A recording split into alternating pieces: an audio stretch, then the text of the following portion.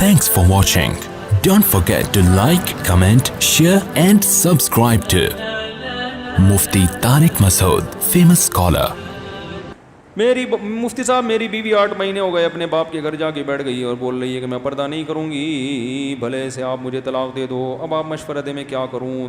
پردہ تو اللہ نے فرض کیا. پہلے پردہ کرتی تھی جب شادی ہوئی تھی، اس وقت آپ نے کہا تھا مجھے پردے دار لڑکی چاہیے ہے بھائی. اگر پہلے پردہ کرتی تھی، اسی بیس پہ شادی ہوئی، اب نہیں کر رہی، تو آپ کا حق بنتا ہے کہ آپ اس پہ کیا کریں؟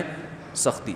اگر پہلے پردہ نہیں کرتی تھی، آپ نے ایز اٹ از اس کو قبول کیا، اس کا مطلب آپ بھی مینٹلی طور پر ریڈی تھے، وہ بھی ذہن میں تھا کہ مجھ سے پردہ نہیں کروائے گا. اب آپ گن پوائنٹ پہ پردہ کروائیں گے تو یہ کام آگے چلے گا نہیں.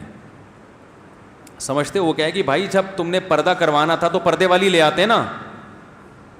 نہیں آ رہی سمجھ میں تو رہنے دو. جب اتنے نیک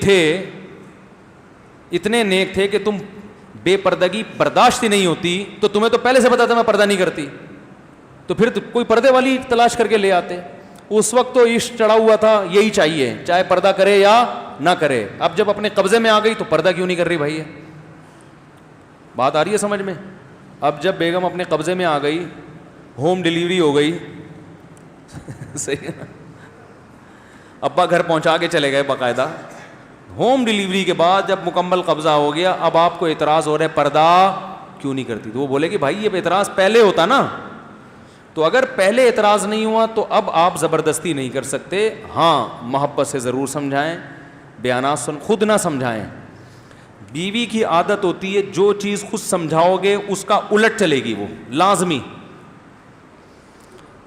اس کو کہیں شیطان نے یہ دماغ میں ڈال دیا ہوتا ہے کہ میرا میاں کبھی بھی صحیح بات نہیں کرے گا. اس کو آپ یہ بولو کہ تم بیگم مجھے یہ سر پہ 1 منٹ کے لیے بھی دوپٹہ برداشت بولو نہیں ہے. ہم کوئی مولوی خاندان کے لوگ ہیں. اس طرح سے بولو گے نا تو موٹی موٹی چادریں سر پہ ڈالنا شروع کر دے گی آپ کو تپانے کے لیے. ٹھیک. آپ بول رہے ہو کہ یار ان کو مفتی صاحب کو ہمارے گھر کا پتہ کیسے چل گیا؟ یہ سب باتیں تو بالکل صحیح کر رہے ہیں. تو یہ ہوتا ہے جو بولو گے الٹا چلے گی. عورت تو میاں کو مانتی کہاں ہے؟ وہ کہ تو کون ہے، تیری اوقات کیا ہے؟ وہ نیک ویک آدمی گھر سے باہر ہوتا ہے میرے بھائی، گھر میں کوئی نیک نہیں ہوتا. یہ سب گھر کے باہر کی باتیں ہیں. میں بہت اچھا بہت زندہ.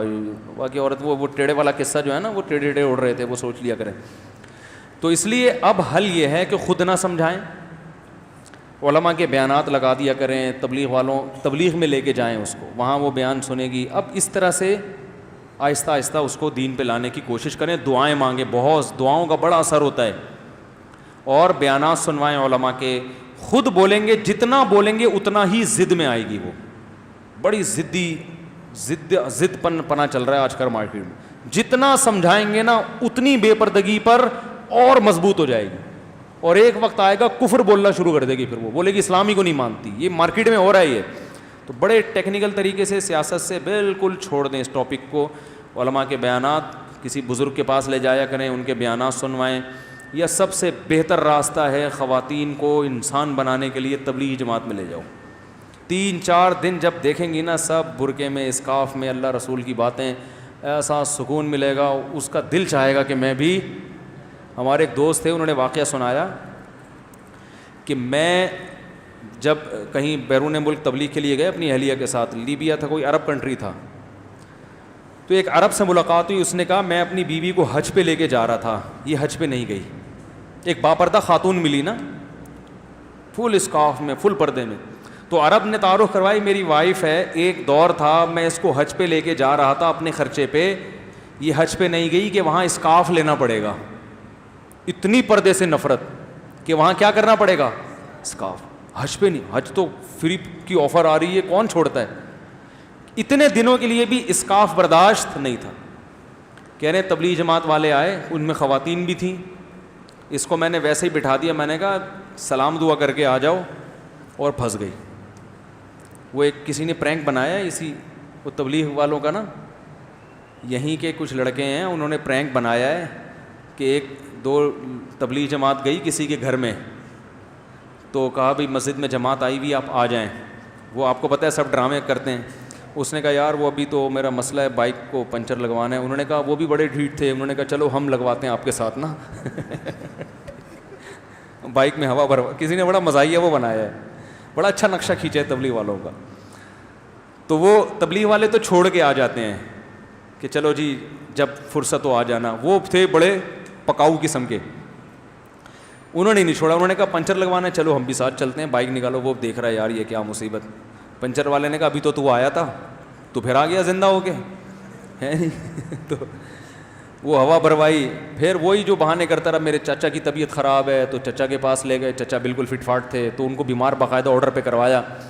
تو پھر چچا سے کہا تبلیغ والوں نے آپ بھی چلیں, تو وہ نہیں تھے, ہو گئے بیمار نا. پہلے تو مان نہیں رہے تھے بیمار ہوں, جیسے ہی انہوں نے کہا مسجد میں جماعت آئی بھی, انہوں نے کہا بھائی میری تو طبیعت بہت زیادہ خراب. بالآخر اس کو لے گئے, وہ کسی طریقے سے نا گھسیٹ کے لے گئے. اب جب لے گئے تو چلہ لگوا دیا. چلے کے بعد اب یہ وہی کام کر رہا ہے جو دوسرے گھر. تو کسی کے گھر گیا, دروازہ نوک کیا, ہاں بھائی جماعت آئی ہوئی. اس نے کہا بائک میں ہوا نہیں ہے. اس نے کہا بھائی تو آخر میں ادھر ہی آئے گا,